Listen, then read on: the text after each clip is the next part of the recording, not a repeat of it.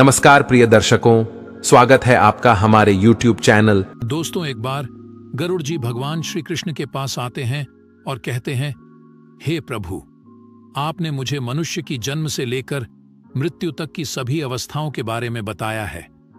मनुष्य की मृत्यु के उपरांत किए जाने वाले सभी क्रियाओं के विषय में भी बताया है। किंतु हे प्रभु, मेरे मन में एक शंका उत्पन्न हो रही है जिसका निवारण केवल आप ही कर सकते हैं। भगवान श्री कृष्ण कहते हैं, दर्शकों, हम कहानी शुरू करें और आप इस वीडियो में खो जाएं। इससे पहले अगर आप हमारे चैनल पर पहली बार आए हैं तो हमारे YouTube चैनल को सब्सक्राइब करें। प्रिय दर्शकों, अगर आप भी भगवान श्री कृष्ण को सच्चे दिल से मानते हो तो कमेंट में सच्ची श्रद्धा से जय श्री कृष्ण जरूर लिखें। हे गरुड़, तुम्हारे मन में जो भी शंका हो निसंकोच होकर पूछ लो। तुम्हारी हर शंका का समाधान करना मेरा कर्तव्य है। पक्षीराज गरुड़ कहते हैं, हे प्रभु, अब मेरे मन में यह जानने की जिज्ञासा हो रही है कि मनुष्य को कौन से कार्य निर्वस्त्र होकर नहीं करने चाहिए। निर्वस्त्र होकर इन कार्यों को करने से मनुष्य को कौन सा पाप लगता है तथा इनके पीछे क्या कारण है। तब भगवान श्री कृष्ण कहते हैं, हे पक्षीराज गरुड़, आज तुमने उत्तम प्रश्न किया है। तुम्हारे इस प्रश्न के उत्तर में समस्त मानव जाति का कल्याण छिपा हुआ है।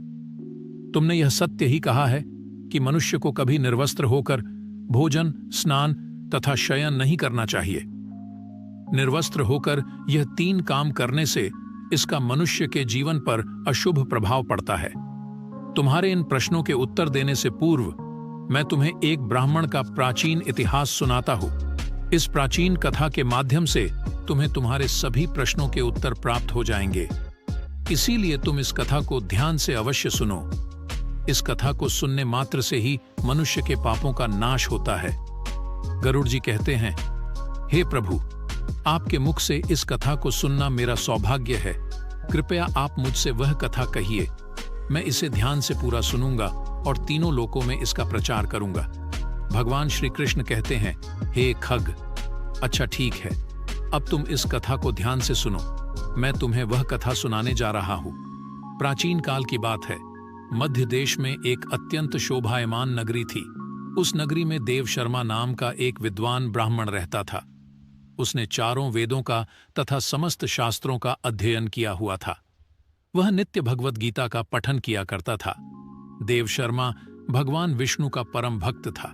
नित्य भगवान विष्णु की पूजा आराधना किया करता था।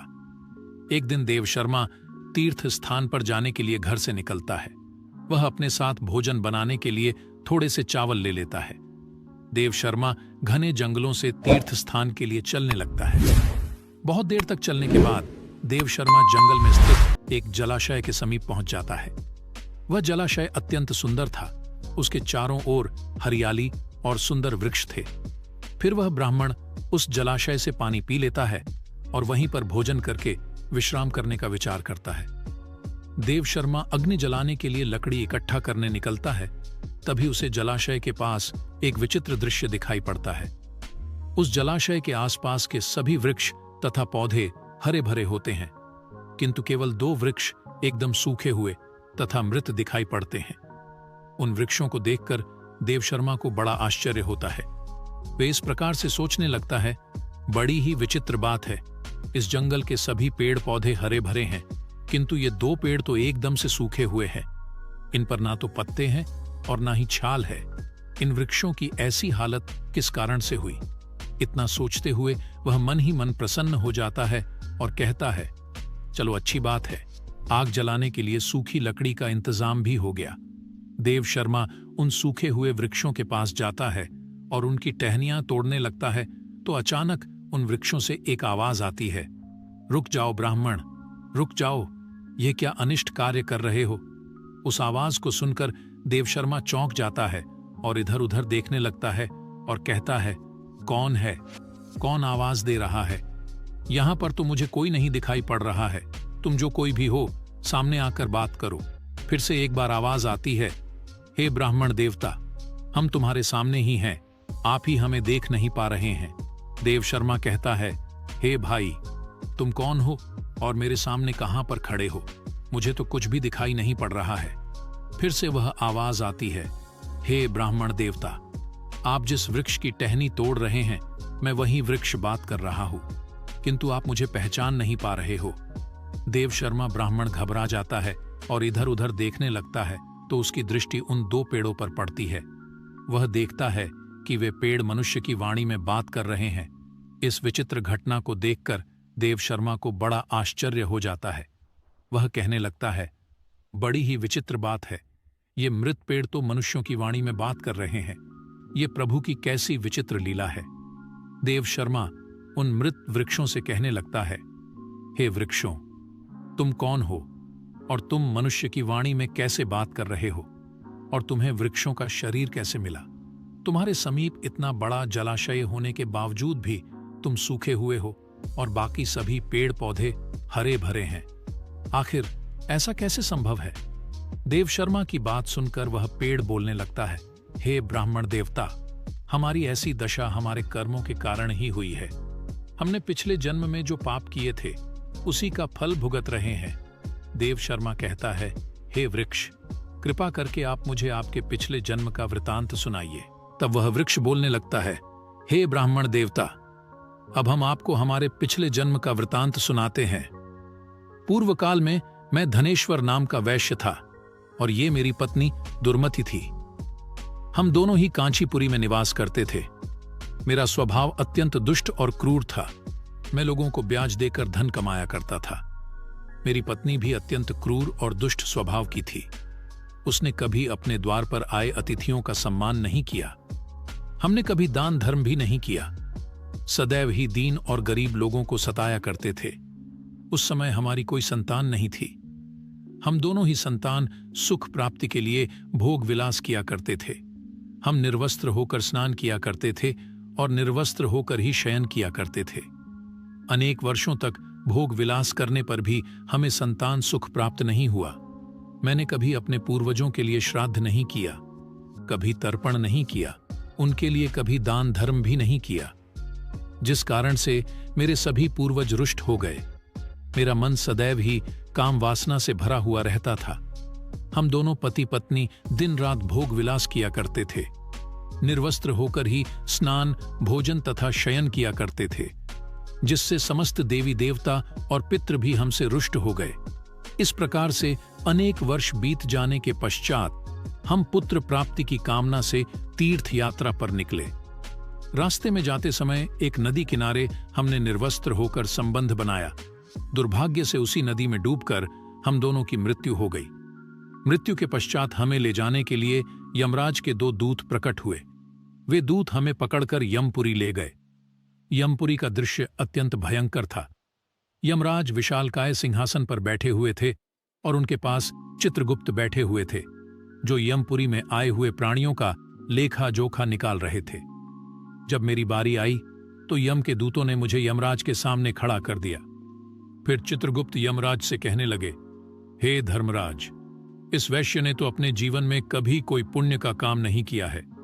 इसने अपने पूर्वजों का सदैव ही अनादर किया है। इसने सदैव ही निर्वस्त्र होकर स्नान, भोजन तथा शयन किया है। इसीलिए यह केवल नरक जाने के ही योग्य है। इस प्रकार से चित्रगुप्त ने मेरे कर्मों का लेखा जोखा यमराज को बताया। यमराज मुझे देखकर कहने लगे, अरे दुष्ट, तूने तो कभी कोई पुण्य के काम नहीं किए हैं।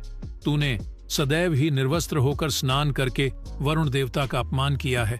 निर्वस्त्र शयन करके तूने अपने पूर्वजों को अपमानित किया है तथा निर्वस्त्र भोजन करके तूने अन्न का भी अपमान किया है। इसीलिए तुझे नरक में ही डाल दिया जाएगा। इस प्रकार से यमराज ने अपने दूतों को आज्ञा देकर मुझे नरक में डाल दिया। मेरे पश्चात मेरी पत्नी को यमराज के सामने लाकर खड़ा किया गया। उसे देखकर चित्रगुप्त ने कहा, हे धर्मराज, इस पापी स्त्री ने भी अपने पति की तरह कोई पुण्य का काम नहीं किया है। इसने भी निर्वस्त्र होकर ही स्नान, भोजन तथा शयन किया है। इसने समस्त देवी देवताओं और पितरों का अपमान किया है। अतः यह भी नरक जाने के ही योग्य है। इस प्रकार से यमराज ने हमारे पाप कर्मों को देखते हुए हम दोनों को ही नरक में डाल दिया। नरक में सजा भुगतने के पश्चात हमें वृक्ष का शरीर प्राप्त हुआ। जैसे जैसे हम बड़े हुए, हमारे सारे पत्ते भी गिर गए और हमारी छाल भी नष्ट हो गई। निर्वस्त्र कार्य करने के कारण इस जन्म में वृक्ष के रूप में हमारा वृक्ष रूपी शरीर भी नग्न हो गया और हम कष्ट भुगत रहे हैं। हे विप्रवर, कृपा करके हमें इस कष्ट से मुक्ति दिलाने के लिए कोई उपाय कीजिए। इस प्रकार से उन दोनों की बात सुनकर देवशर्मा को उन पर बड़ी दया आ गई। देवशर्मा उसी स्थान पर बैठकर भगवान विष्णु की प्रार्थना करने लगा और वृक्ष बने उस वैश्य और उसकी पत्नी की मुक्ति की कामना करने लगा। देवशर्मा कहने लगा, हे प्रभु, मैं अपने भगवत गीता के पाठ का पुण्य इन वैश्य पति पत्नी को प्रदान करता हूं। कृपा करके आप इन दोनों को मुक्ति प्रदान कीजिए। इतना कहते ही वे दोनों वृक्ष धड़ाम से टूटकर जमीन पर गिर पड़े और उसके अंदर से अत्यंत सुंदर वस्त्र परिधान किया हुआ वैश्य और उसकी पत्नी प्रकट हुए। फिर उस स्थान पर भगवान विष्णु के 2 पार्षद प्रकट हुए और उन दोनों को दिव्य विमान में बिठाकर दिव्य लोक को चले गए। इस प्रकार से भगवत गीता के पठन का पुण्य प्राप्त करके वह वैश्य और उसकी पत्नी दोनों को ही मोक्ष की प्राप्ति हुई। भगवान श्री कृष्ण कहते हैं, हे पक्षीराज, मनुष्य को कभी भी निर्वस्त्र होकर भोजन, शयन और स्नान नहीं करना चाहिए। निर्वस्त्र स्नान करने से जल के देवता वरुण का अपमान होता है। निर्वस्त्र भोजन करने से अन्न की देवी मां अन्नपूर्णा का अपमान होता है और निर्वस्त्र शयन करने से समस्त पितृगण रुष्ट हो जाते हैं। इसीलिए मनुष्य को निर्वस्त्र होकर ये 3 काम नहीं करने चाहिए। तो दोस्तों, इस प्रकार से भगवान श्री कृष्ण ने गरुड़ जी को महत्वपूर्ण ज्ञान दिया है। आपको यह कथा कैसी लगी, कमेंट करके अवश्य बताएं। जानकारी अच्छी लगी तो वीडियो को लाइक जरूर करें और कमेंट में जय श्री कृष्ण अवश्य लिखें। साथ ही चैनल को सब्सक्राइब करें। आप सभी का धन्यवाद।